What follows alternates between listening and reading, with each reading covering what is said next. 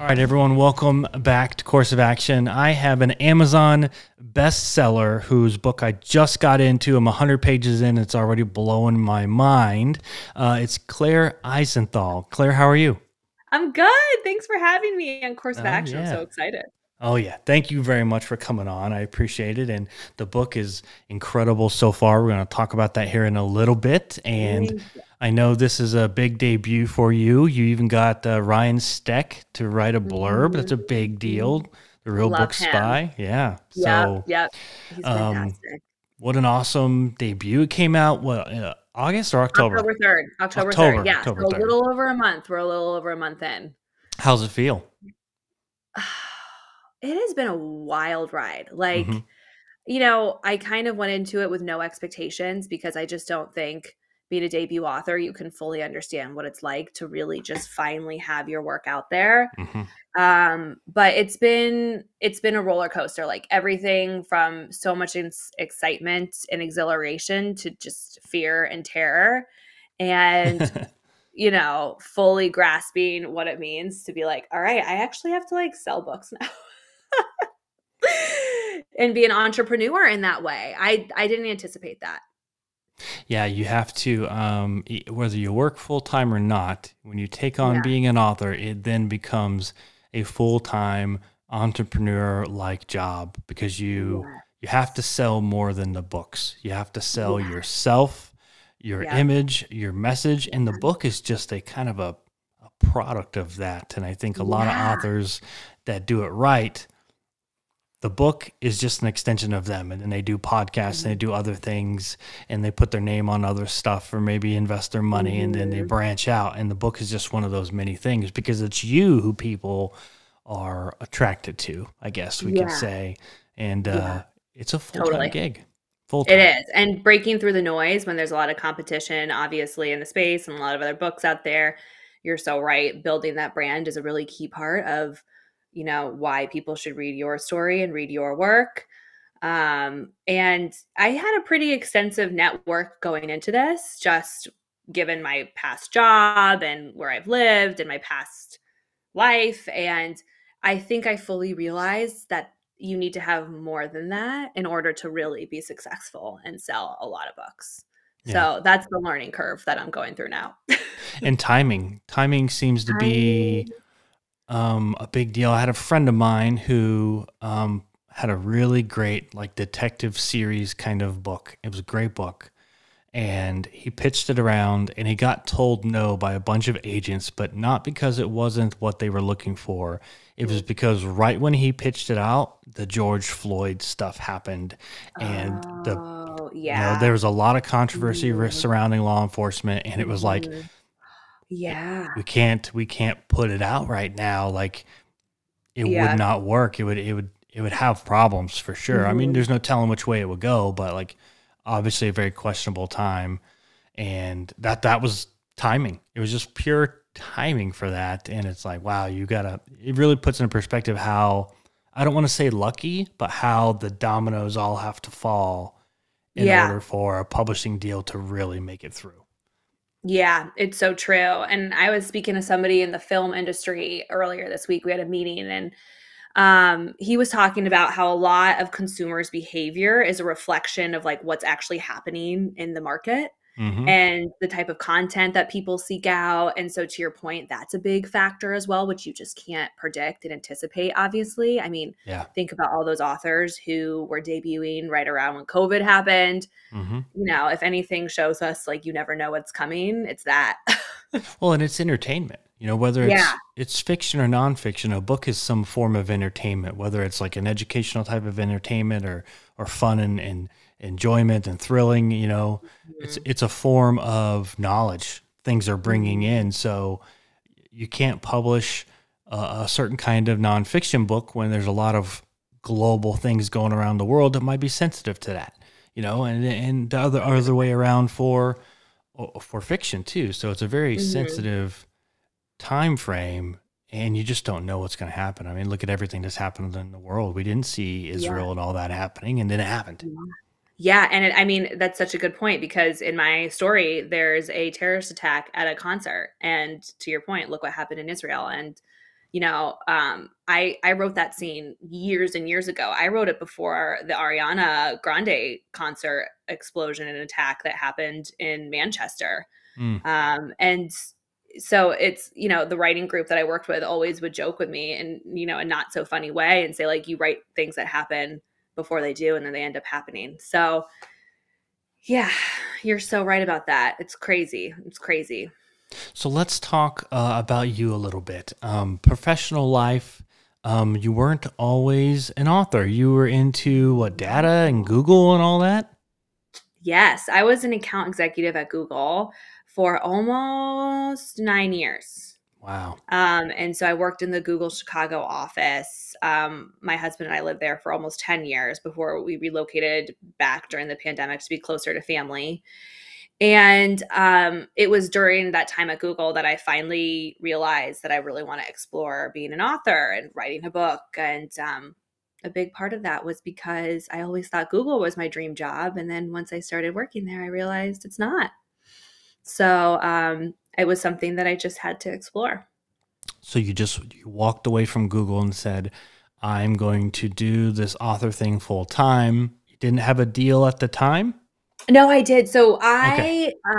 so at that point, by the time I actually only left Google this past summer. Mm. So I think August was like my last paycheck, my Okay. last solid paycheck.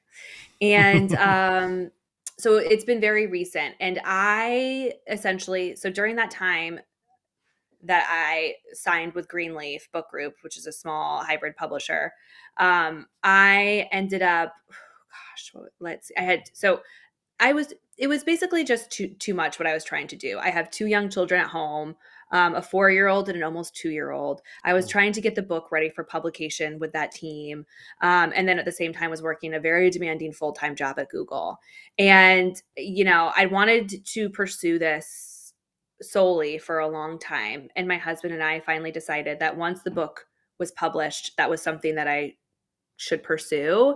And that's because I don't think I could have done it well or adequately with a demanding full-time job on top of the family demands that I have. Mm-hmm. So we made that decision to do it as the book came out because so much of my time is going toward not only promoting and marketing the book, but also writing the second book and getting the second book ready for publication. So that's kind of what ultimately swayed our decision to take the leap when we did. Yeah.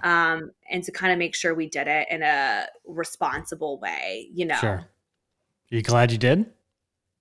So glad I did. You look like that is a lift off of your shoulders just saying it.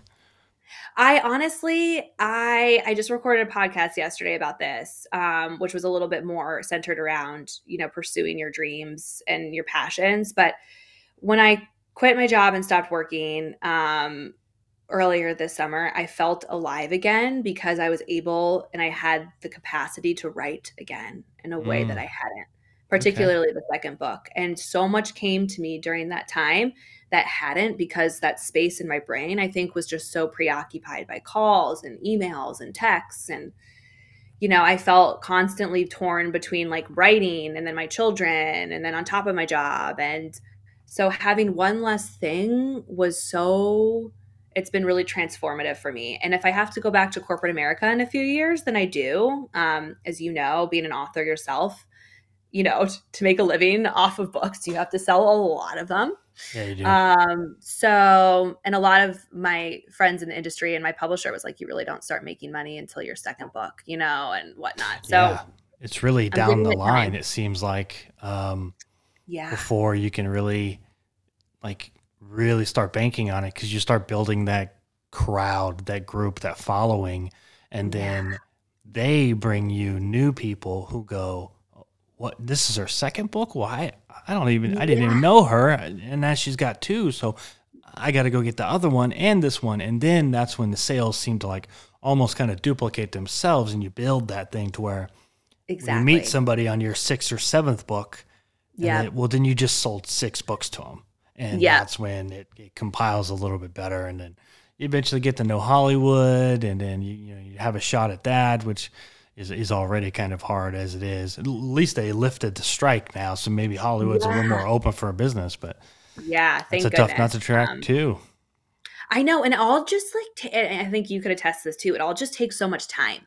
Yeah. I mean, you're looking at like, and some of these meetings I've had with people in the film industry, you're talking like 5 years down the road at this point, from like the time things are signed on to like things start moving. It's just, it all takes so much time, which as a Hmm. person who is impatient, that just Yeah. kills me. Well, and projects go on the books and then they come off and then something Yeah. happens or a new project Yeah. comes on. And I mean, if you look at like Mark Greaney, he sold the Gray Man series to Hollywood back at the beginning of his career, a couple of books in.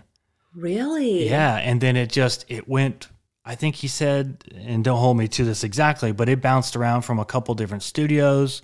One studio wanted to turn it into like more of a gray woman and change the character over to a female, completely Ah, changed kind of the story, and then it went back, and then I want to say he got it back and then sold it back or something.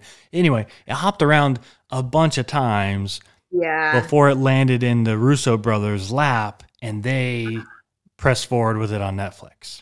Oh my gosh, I had no idea. That's so interesting. So he probably had sold the rights to many different people and then the rights like expired.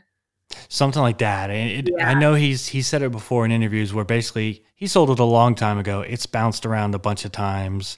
Several studios had ideas. Some of them went into development and then pulled it back. And, just for whatever Oh, reasons that happened. And then, so the odds of yeah. that, like, Yeah. it's so So hard to slim. do that. But anybody who Yeah. can, obviously is a rock star and has it figured out. So. Yeah, totally. And again, just like we were saying, I feel like so much of it is like timing and luck. Hmm. Sure, absolutely. Let's talk about writing. Yeah. When did Claire really say the light bulb click on and say, "I'm going to write a book"? So I knew I wanted to start writing, as I mentioned, when about maybe 2 years into Google, after I'd been working really hard, and I was like, what does my future look like? And this isn't it. But it wasn't that the light bulb went off for this story in particular until after the Orlando nightclub shooting that happened in 2016. And I started to really notice at that time that violence, it wasn't then that I noticed that violence was a huge part of our society. It was how violence was being addressed by the media in our society. And it was also, of course, that it was becoming more prevalent in sacred parts of our lives, whether it be a church or a movie theater or a nightclub. And so I started to ask myself, who are these people and why are they driven to these acts of violence? And so that's what really inspired my story. So, was this story always the story, or was it several versions of it until you found that perfect plot that you have today? That's a good question. Um, it was always this story, and it's Okay. changed, it's evolved, but there were not any really different versions. I did rewrite it many times. Like I changed the tense, I changed the point of view from first person to close third. There was a lot of iterations, Really? but yeah, From yeah. first person to third? From first person to third. And so I actually worked with an editor, but I got to a point when I was done with the story and I had been to Thriller Fest. I went to Thriller Fest and I met some people and I kind of asked them, I was like, I feel like I'm at the point in my story where I don't know what it needs anymore. I'm too close to the story. And the number one recommendation was to get a developmental editor. And I was like, okay, awesome. So that was when I started working with Ryan Steck. Actually, he was taking on a few clients, kind of at his discretion about who he wanted to work with. And so he helped me come up with some ways to make the story stronger. And that was the biggest piece, is that when it was written in first person point of view, the voices of the alternating characters, because it's told from two alternating points of view, Right. sounded too similar. And so he's like, so many of the, I went back and I tried to change the voices. I tried to keep it in first person. And it just wasn't as successful as we wanted it to be. So we changed it to close third. Yeah, I like the way it is now, the way it goes Yeah. back and forth on the chapters. and it's very defined. And some might find that hard to follow. I think it's just how you write the story and how it's picked up by the other POV. And Yeah. I think once you Yeah. do that, and if you can do that well, you can do multiple POVs in a book. Um, and I think you got to do it third person almost in Yeah. order to allow the reader to separate themselves and move into the other set of eyes, so to speak. So I think it's Totally. cool. And I think it was very fascinating that you went from first to third person, because that seems like a really heavy lift to just completely rewrite a book into a different tone, because that's a big deal. It was. It was a really big deal. And I think how it was written, it wasn't like it wasn't like starting from scratch. I was able to kind of reshape a lot of what I already had. So it was very malleable, but it was still a lot of work. It was horrible. It was horrible. But now I can't imagine it. To your point, like I can't imagine it as first person anymore. I think that it did solve a lot of the problems. And during that time too, we shortened the chapters, which I think really help with building suspense and Hmm. keeping the pages turning. And I think that's what a lot of people respond to these days is like short, quick chapters they can get through. So, Yeah. Attention there was a spans course are that I took. different today. Yeah. So Mhm. we're so used to social media that does quick videos, and we scroll a lot. So the attention span of people seems to be very short. So yeah, short chapters, quick and to the Mhm. point. You keep those pages turning. I think it's a big deal when you're writing. And I think only really established authors who have a tone, the Mhm. Mark Greenys, the Brad Thors, and some of Yeah. those guys who can pull off probably writing longer chapters because Yeah. their They fans have a know their following. style. Yeah, and they can do it. But um, Totally. yeah, the long chapter. Well, and even as a reader, I don't like long chapters very much. I kind of agree, and that's really also I wrote the book. I have a really tough time getting bored when I read, to be honest, and so I wrote the book exactly how I like to read it, Hmm. which is very fast paced. I have a really bad habit. I can't believe I'm admitting this, but I like to read ahead. And so I wanted to make it so that you didn't feel like you had to read ahead, like you had to read that next chapter and not flip ahead, a few couple chapters. And so that's really what also inspired kind of the pacing of the story and whatnot and how I structured it. So let's talk about the publishing journey a little bit. And when you Mhm. finally said, okay, this is done, I'm going to send it out for submission. What Mhm. was kind of your thought process, and kind of how did that go at first? Well, I started querying agents too soon. And I think that definitely hurt me. And like looking back now, I'm like, I can't believe I sent it. Started sending it out when I did. And I think that's a mistake a lot of writers probably make. And I think that's a reason why so many authors feel like they have to quit. And back to the point of when I solicited developmental editors' help, I think another reason is sometimes a lot of authors get very stubborn about how they envision their work. Like I didn't want to change. I was very reluctant to change the tense, the point of view from, and mind you, it was first person present, and then I changed it to third person close past. So I changed both the tense and the point of view. Hmm. But working with an outside professional is what made the story strong and being receptive to that and making the change and trusting them. And you do, of course, have to make sure it's a professional that you trust. Um, that's what finally got the project to be in strong enough shape so that when I started querying, I was able to get an agent.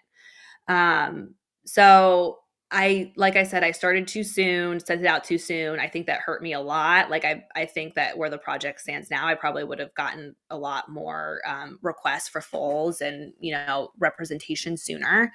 But the agent who I worked with loved the story, and he um, was such a big advocate of it. So when we went on submission and he started submitting it to different editors and different publishers, this goes back to the timing piece. It was like the worst timing. It was about was it 2020 or was it 2021? I think it was 2020. It was like It was, I want to say fall of 2020. So we were about a few months into the pandemic, and it was when things were starting to screech to a halt. And that's because editors, we got really strong, we got a really positive response to the manuscript at first, but then editors started being bombarded with projects. The supply chain started crashing, and so Yeah. they weren't able to like get books out. Yeah. So New York everything, shut down. I New mean, York yeah. shut New York down, publishing shut down. publishing shut down. So it was like really strong response, and then we started Mm. getting ghosted, and that was unusual from my understanding of the industry. Like, and it also, there was starting to be a huge surplus of manuscripts that were being submitted because more people were writing, because people didn't Yeah. really have anything else to do. Exactly. And so, and agents were kind of taking on more manuscripts to try to offset the manuscripts that they couldn't sell. It was like a whole huge domino effect. So we were on submission for like, I think over a year. Mm. And that is what, and then the Simon and Schuster and Penguin Random House acquisition started going on. And that Yeah. was, and so anyways, that was what really drove me to finally pursue hybrid publishers, because I knew I didn't want to self-publish, but I was starting to see that like traditional publishing wasn't necessarily the answer. And so that's what allowed me to submit to Greenleaf, and it was just, it's been the best experience. So I realized I rattled on a lot for that. So No, it's great. I like to ask yeah. people that because I like for people who are listening who aren't published and want to be published and are having that debate on traditional or hybrid or Mhm. small press or just saying the hell with it, I'm going to do it Mhm. myself, to know that every Mhm. single author Yeah. has a journey, whether Yes. and very few people hand it over to the right person, and then the other right person sees it and says, "This is done." Like there's very few Jack Cars in the world to where Yes. everything lines up perfectly. Most people struggle, and there's a Yeah. time you're on Yes. submission for a year. Like, what were you Yeah. doing in that year when you have one book done over Yeah. the pandemic? Like, are you just sitting there chewing your nails off, like waiting? Yeah. Like, that's a I mean, struggle that I think so many authors need to understand because totally. it's part of the process. You should expect it almost. 1000%. And during that time, I did get about a good, like I'm about halfway done with the second book because it's a series, but I was paralyzed because selling the second book would be contingent on selling the first. Like I was writing a series. So in some ways that helped you, but in some ways that really hurt you, because everyone was like, oh, just keep, just keep writing, just keep writing. But sometimes that's not really the answer. And sometimes it's really challenging to do. But you're exactly right. Such a journey for everyone. And I've spoken to very established authors who have a huge following now who have said, like, there's no way I could get published in today's publishing industry. So, Wow, really? yeah, yeah. I've spoken to a lot of writers at Thriller Fest who were like, there's no way I could get published today. There's no way I would have. So, Really? yeah, it Wow. really probably had to do with like the timing and whatnot. I mean, if you've been a writer for like 15 plus years, think about how much has changed since then, and think about Mhm. how of the big five aren't even really, how the big houses just keep on getting smaller and smaller, which was the reason why the Simon and Schuster and Penguin Random House acquisition failed. The merger failed, was because it would have been so detrimental to the industry. And Mhm. it was honestly following that case and seeing the testimony of the executives at the publishing house basically admit that they were so unprofitable and that they didn't have the marketing support for new debut authors, and that just because you get a traditional contract means almost nothing sometimes in terms of the support you get. And I was like, why am I going to go that route, not be able to earn out an advance and then, get 10% of royalties on my creative project? Yeah. I've met a So for couple of me, big authors that said, I'm a traditionally published author at a very big press, mhm, and I am still a mhm, small fish in a big pond because there's a yeah, hierarchy. Like, and yeah, they didn't say it, but I knew what they were saying. It was like, these guys make the money, and mhm, then I mhm, make some money, yeah, and the some money gets some support. the Yeah. money gets the support. Like, not Yeah. everybody gets their book up in Times Square Mhm. because that's not going to pay itself back. Yeah. And not everybody gets an Amazon series or a Netflix movie Yeah. because that's not going to pay back. So Mhm. just because you're traditionally published, I think this is good for people to hear, does not mean you've made it. It means now No.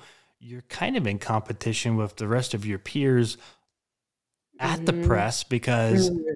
you all have to make money for them, and then they're going to do what they do with their contracts so that they Yeah, continue to make money, because that's the whole point of a publisher existing. So those hybrid totally. presses, and I did a hybrid press, like a traditionally published like hybrid type of press, Yeah, and they that's do what I did. all their own work, but I mean, and they have marketing and stuff like that, but Yep.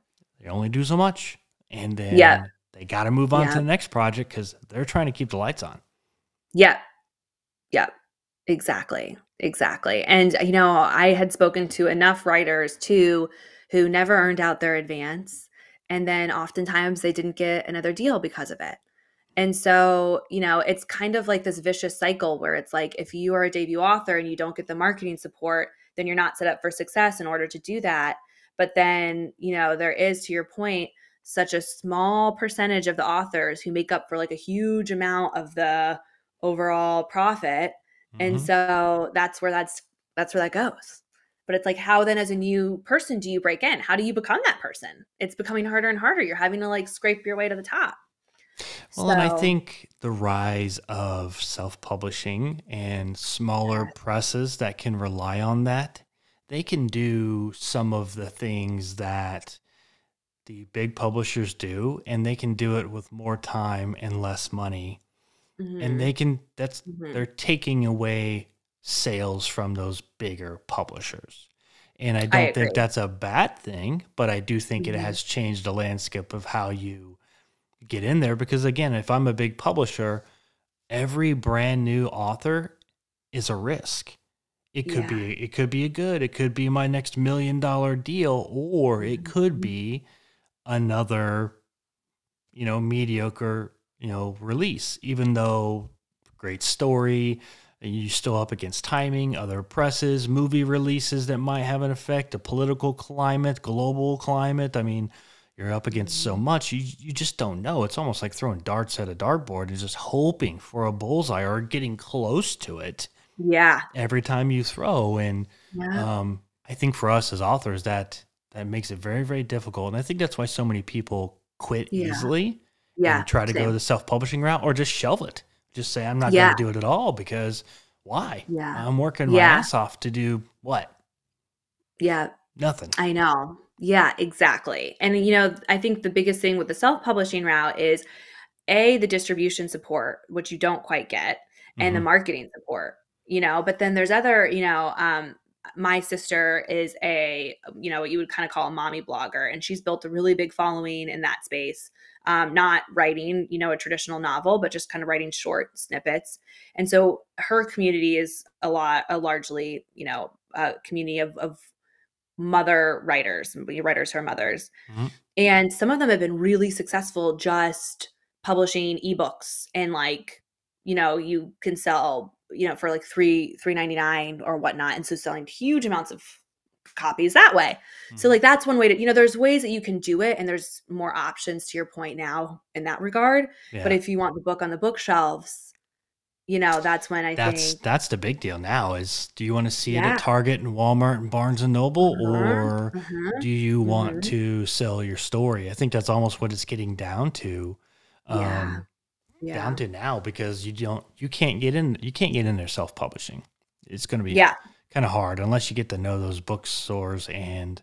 and can find an in to do a book signing or something. But yeah, I think publishing Yeah. has changed big time. I think it's going to constantly change, especially with the I do rise of too. ebooks, and now AI Yep. is an issue that they don't know how they're going to tackle. And Yeah, and now we're in the process of recording the audio version of my book nice. too, because, so many people reached out and like, "Will there be an audio version?" And, people's lives are so busy, and people are just constantly changing how they consume content. Yeah, absolutely. Um, And I had a lot of writers who also told me, they're like, I've only found my audience on audio. So, yeah, we're just kicking that off now.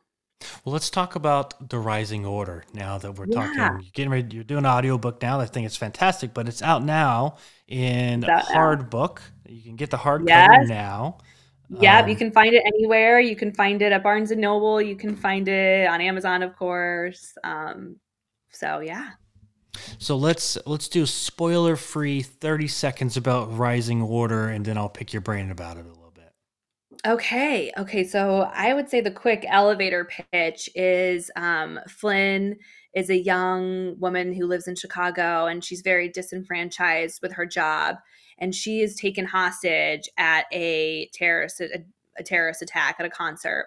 And this domestic terrorist organization that takes her hostage uses her to infiltrate her computing company that she works for, to target the electrical grid in Chicago. I'm about 100 pages in, and What do you think so far? I just got to the point where she's taken hostage and she's starting to question what's going on Okay. and all that. Mhm. So really cool the way it goes back and forth. And now you're starting to get into who they are a little bit, and you're starting to see the characters, wishy-washy back and forth on their emotions and all that. So very cool. Mhm. So I've been reading since last night, trying to get as much of it in before we did this. That way, I was familiar Yeah. with the story. It's hard to do that every time, but I know, I bet it I tried is. I to. don't know how, and especially given when we first connected was just this week, so we were Yeah. able to turn this around quickly. Yeah. Yeah. I try to, I can't always do it. Sometimes I got to flip through, and check it out beforehand. It just depends Yeah. on if I can get it and all that, but I love it so far. Probably going to Okay. finish it by the end of the weekend because it's just really, fast paced, like you said, back and Mhm. forth to two different POVs. I really like that. Mhm. And of course, the idea of the terrorist group. Where Mhm. did where did that kind of come from? You have a huge military background, as we were talking about Yeah. offline. Not you yourself, but so many people in your family Yeah. have a military background. Did that influence the thought of doing a terrorist group at all, or did it come up on your own? Tell me about that. No, you know what? Actually, it didn't, which is a great question, and I have used my family to, fact check a lot of things, and even everything from, like, how it feels to, like, hold an assault rifle and Well, things you like got that. a ranger, a brigadier general, a Medal of Honor Yeah. winner. Like you have Yeah. the resume in your family to definitely go back and fact Yeah. check. Like you got to use them for sure. Oh, yeah, and my brother-in-law's a Marine, so all See, of the different branches and, but primarily Army, and yeah, and, my grandfather, who is the brigadier general, and, my great-grandfather fought in World War II, and one of my favorite trips of my lifetime, my grandfather took us to Europe and took us to all of the different places where my great-grandfather fought, oh, in nice. World War II, which was That's just cool. remarkable. It was really, really special, and, he would, like, pull us off. We'd be, driving down, in a small little town. He'd pull us over the side of the road and would take us, into the forest, and there would still be foxholes and the remnants of foxholes from the war. And anyway, he read the book, and he's 85, and he loved it. And that was Mm, one of the most gratifying moments of being a new author, yeah. was my grandfather's response to it, because I didn't write this book for that audience and that age, but he loved it. And so to hear that it was accurate for him was really important to me. But what was your question? Because The I just took a terrorist group. total. Okay, Tara's group. So no, actually, that was very much inspired by the world we live in today, where extremism is so prevalent and Hmm. so dangerous and threatening. And honestly, I think, in my opinion, one of the number one threats in the US.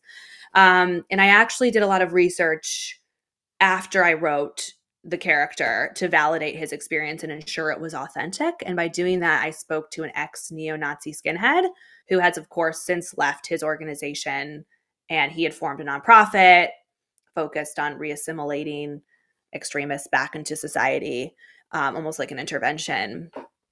And so that was what inspired that terrorist group. and really inspired, of course. Maybe you've gotten to some parts of it or read some parts, but the indoctrination process that basically brainwashes individuals into really feeling like these organizations are their calling. It's what creates a sense of belonging and a sense of power, when they're already so ostracized from society and very vulnerable to being so, Yeah, playing into those like lured emotions, those in. vulnerabilities. Exactly. Exactly. So it's very timely. And it is, in my interpretation, what would be like a present day lead up to a dystopian society. And that's kind of the only big, like, real teaser I'll give. That's explored more in the second book, which is called The New Order. So, Well, and um, I think to your point, the way things are going here, we just seem to be so accepting of so much, and there the definition of extremism now used to be, you know, like Islamic extremism. It used to be mhm. tied to something specific, Yes, and you read about Islam and the Muslim culture. It is not what we see in the news. Those yes, are extremists. Those are the yes, 1% of guys that are making it look bad for everybody. yes. And you can say that about different races, different cultures, the whole 9 yards. There's always that Mhm. 1% that's not making it look good. KKK, white supremacists. Yeah, yeah. Those guys are not making it look good. They're horrible people. No. They're not making it look good for me. That's not me Mhm. at all. You don't represent me. But Mhm. extremism seems to be growing in all these different facets now. Exactly. And they're saying the new war is not with China or Russia. The new war is going to become from within.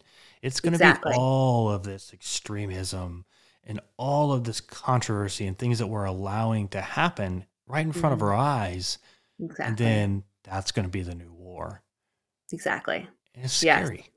It's It's really really scary. scary. Yeah. And I think that a lot of people who read the book are very, they said, they're like, wow, it's really scary because this feels like our reality and it is a real threat. And that's true. And the real idea, aside from some of the events that inspired me to actually start writing the novel, an idea that had always stayed with me was that when I took a course in college, it was like a modern warfare class, and I was in political science. I was a political science minor, Mm, and the professor had always kind of presented that there was the idea that, when countries have nuclear weapons, then there's always the threat of, like, okay, well, if I send a nuke your way, then you'll send a nuke my way. So that yes. kind of creates this balance, right? Which you, of course, probably know of with your military background. Yeah. But what happens if there's a group that gains control of these nuclear weapons who doesn't have any sort of restriction in that regard, where, like, they don't Yeah. care They don't if, have the loss that they're concerned with on the other exactly. side. If we launch a Yeah, nuke, we know Russia's going to launch one back at us. exactly. Our launch means Mhm. we're going to lose. You Yeah, don't win when you launch a nuclear weapon. You just don't, because exactly. anybody you're going to launch it against is likely to going to send one right back over. But the Taliban gets a hold of a nuclear weapon. They don't care. What do they have to lose? Yeah, They're going to want to die already in the name of doing what they're mhm. doing. So Exactly, loss to exactly. them has a different value. Yeah, exactly. And think about the kind of leverage you have when you really don't have anything to lose, and so that's, the exploration of the entire series.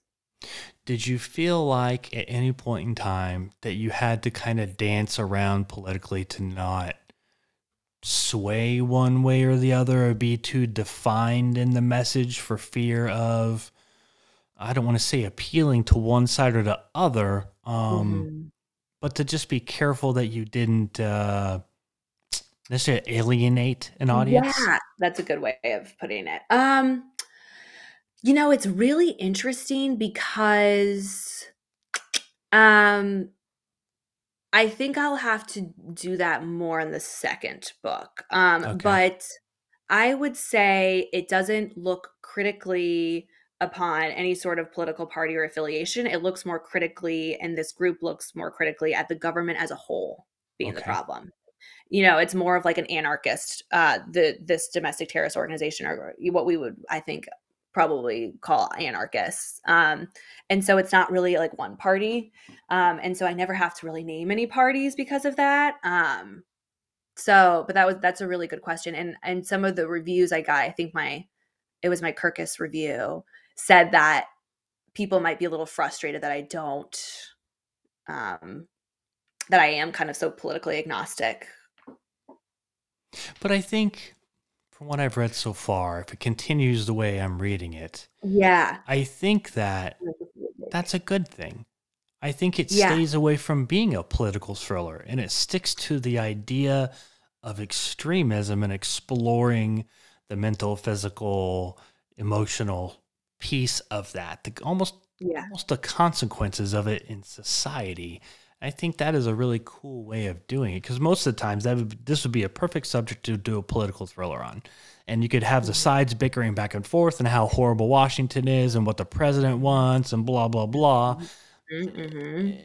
But if you wanted to keep that impartiality and keep focused on the topic at hand, which is Exactly. the extremism in it and the environment and the Mhm. way it's affecting our culture, I think that you don't need to. And I could see why they would say that, but I think that's because maybe you're looking for it. You're looking for it to happen as opposed to just letting this be organic. Yeah, and I think that I actually start to sway more toward examining not really the government, but people's response to the government and how easily people are manipulated now with information.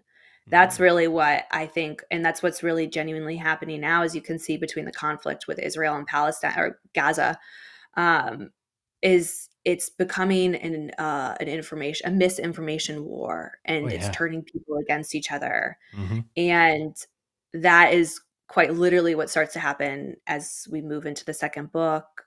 And I'm not saying anything else because I don't want to give it away. Yeah. But I think that, to be honest, is like the biggest threat is that, with people's access to information, how easy it is to just spit out information and false information. And whether it's even like a foreign party interfering, as we know, like with Russia, for example, acting as, somebody else, it's just so easy for people to like turn on each other rather than like the issue at hand, if that makes sense. Well, and it does because I think that the majority of controversy surrounding Ukraine is misinformation. It's misinformation from Russia, Yeah. well, and probably Yeah. from both sides and from the media as a whole. Like none of Yeah. us really know what's going on over there because we're not on the ground. We're not really seeing it and Yeah. what's really happening. And same thing in Israel. A lot of Yeah. misinformation is going around Yeah. from the And attack people to don't the know who to death toll. trust. Yeah, who do And you so trust? people, like where the sources where people get their information, and people start to question those sources. And to a certain degree, all of these different sources have their own agendas too. And so I get it. I get why it's so, why everyone feels so, I don't know. It's just, it's a strange time. It's a scary time, strange time. It's very difficult to get the truth anymore because Yeah. you And just how don't to know navigate that. who got it, It where'd could you have get it been, from, how yeah. authentic is it? Because even if it is the truth, the media is going to spin it how they need to because ratings rule and all that. So it's just very scary Yes, how to get it. it is, and it dehumanizes it, and I think Hmm. desensitizes people to it too, and so that was another thing that really prompted me to tell this story is because, people do talk about how it's a dark story or it's heavy, and there's violence in the book, Hmm. but I'm like, this is nothing that we're not already that's being thrown in our face every day, and I think that it's really important to use storytelling at these times in history as a tool to make people feel something and think about something differently. I agree. I think that's big. So let's talk a little bit about future projects in the second book? I know you don't want to give away too much. You're Yeah. working on it now. Yeah. Is it way too early for a release date, or do you guys kind of have one in mind?